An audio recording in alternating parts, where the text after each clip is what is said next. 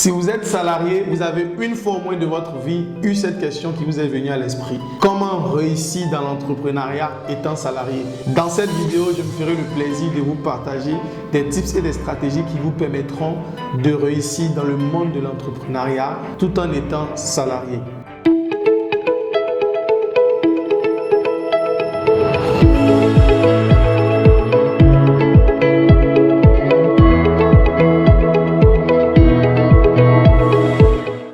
Salut à vous, je suis Cédric Josué et si c'est la première fois pour vous d'être sur cette chaîne, je vous invite à vous abonner, à nous lâcher un pouce et d'activer surtout la cloche de notification pour ne rien manquer tout simplement de tout ce que nous partageons sur cette chaîne. Nous parlons d'entrepreneuriat, de business en ligne, de e-commerce, de marketing digital pour votre plus grand plaisir. Alors, comme vous le savez, c'est très facile de réussir l'entrepreneuriat lorsqu'on n'a pas eu précédemment à travailler dans le salariat et c'est assez périlleux de sortir du monde du salariat ou peut-être de réussir à entreprendre lorsqu'on est déjà salarié.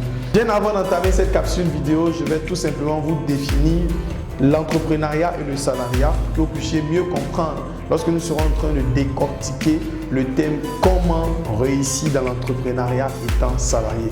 Alors, c'est qui est un salarié? Un salarié, c'est une personne physique qui travaille pour une entité institutionnelle en échange d'un salaire ou une compensation équivalente. Pour être qualifié de salarié, un contrat de travail doit être établi entre les deux parties, que ce soit un contrat verbal, écrit, à durée déterminée ou indéterminée. Donc ça peut être des CDD ou des CDI.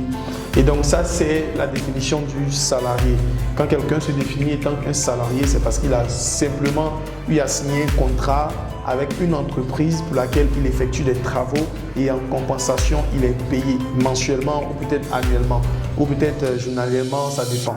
Et donc ici, on va encore donner la définition de l'entrepreneur. L'entrepreneur est avant tout un décideur. Regardez un peu la différence entre un salarié et un entrepreneur. Déjà, l'entrepreneur est avant tout un décideur. Sa fonction consiste principalement à prendre des décisions en rapport avec la vie et dans l'intérêt de l'entreprise.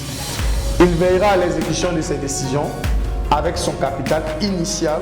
Encore un deuxième point très important, un capital initial. Pour ces personnes-là qui disent qu'on entreprend à partir de zéro, vous voyez directement qu'il y a un capital initial qu'il faut avoir. L'entrepreneur fonde l'entreprise et en assume son fonctionnement. Et donc l'entrepreneur, c'est celui qui débute l'entreprise, ça peut être une entreprise physique ou digitale. C'est celui-là qui bâtit un réseau, qui se met à digitaliser une entreprise ou qui bâtit simplement un environnement entrepreneurial. Ici, la différence entre le salarié et l'entrepreneur, on voit directement que l'entrepreneur a la capacité de décider. Le salarié peut apporter des éventuelles suggestions, mais il n'a pas la capacité finale de décider d'un point A à un point B, contrairement à un entrepreneur qui peut prendre la décision de partir comme ça, d'entreprendre dans ce domaine-là, de se lancer dans ce business-là, de mettre des fonds et de réussir dans ce business-là. Ensuite, après cette partie, je voudrais vous donner 4 points assez essentiels qui vous permettront de réussir si vous êtes déjà salarié dans le monde de l'entrepreneuriat et sans pour autant larguer votre salariat ou peut-être larguer votre salaire ou larguer votre domaine d'activité. Le premier point extrêmement important, si vous voulez réussir dans l'entrepreneuriat étant salarié, vous devez essentiellement avoir le mindset. Si vous n'avez pas le mindset d'un entrepreneur, vous ne pourrez pas réussir dans l'entrepreneuriat. Le mindset, c'est quoi? Le mindset, c'est tout simplement l'état d'esprit, la capacité de réfléchir, comment avoir une réflexion assez poussée lorsqu'il y a des événements ou lorsqu'il y a des situations qui se présentent. Comment mettre en place des stratégies, comment élaborer des projets, ça c'est une différence capitale et essentielle qui existe entre l'entrepreneur et le salarié.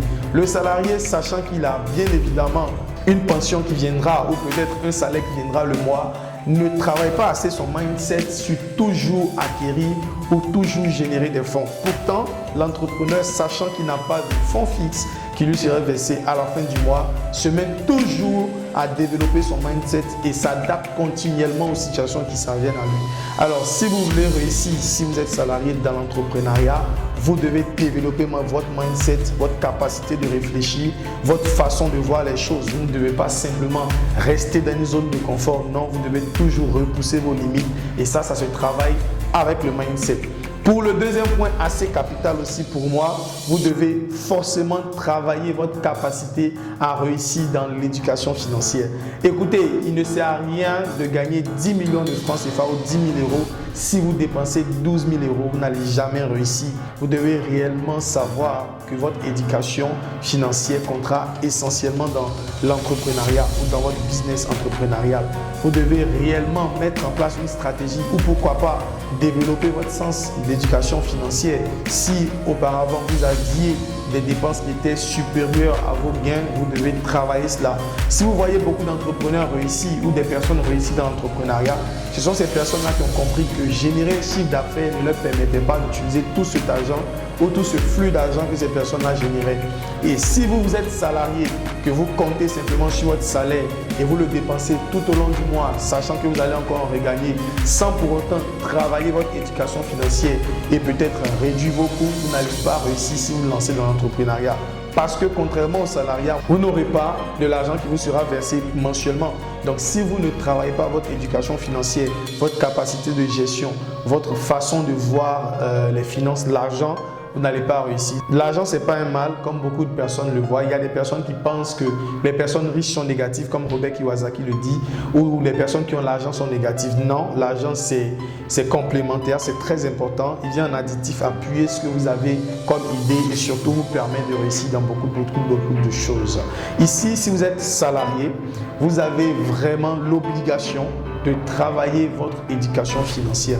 Moi, je l'apprends à énormément d'élèves qui sont dans ma formation Déclic Digital V2 que j'apporte énormément de valeur. Je leur demande toujours de réussir à canaliser leur fonds quand ils arrivent à générer de l'argent. Parce que quand on a la bonne stratégie et qu'on se lance dans l'entrepreneuriat, on réussit toujours. L'argent viendra, mais il ne sert à rien de gagner de l'argent et d'en dépenser plus. Le troisième point ici que vous devez vraiment prendre en compte, c'est la méthode one by one ou one plus one.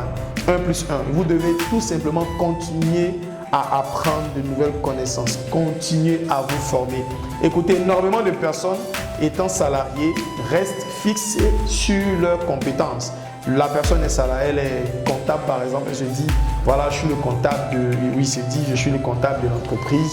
Mon rôle c'est de faire tout ce qui est comptabilité et cette personne-là reste dans ce confort-là, ne va pas chercher encore d'autres compétences qui lui permettront de réussir ou de s'asseoir ou de s'affirmer dans cette entreprise-là. Parce que vous convenez avec moi qu'aucune entreprise ne va refouler ou peut-être licencier quelqu'un qui lui apporte des résultats.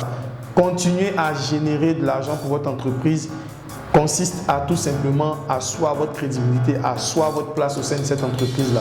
Et donc, si vous voulez perdurer dans une entreprise et même réussir dans une entreprise que vous allez lever dans le monde du salariat, vous devez toujours avoir des stratégies pour apporter des clients, pour tout simplement réussir à générer du cash.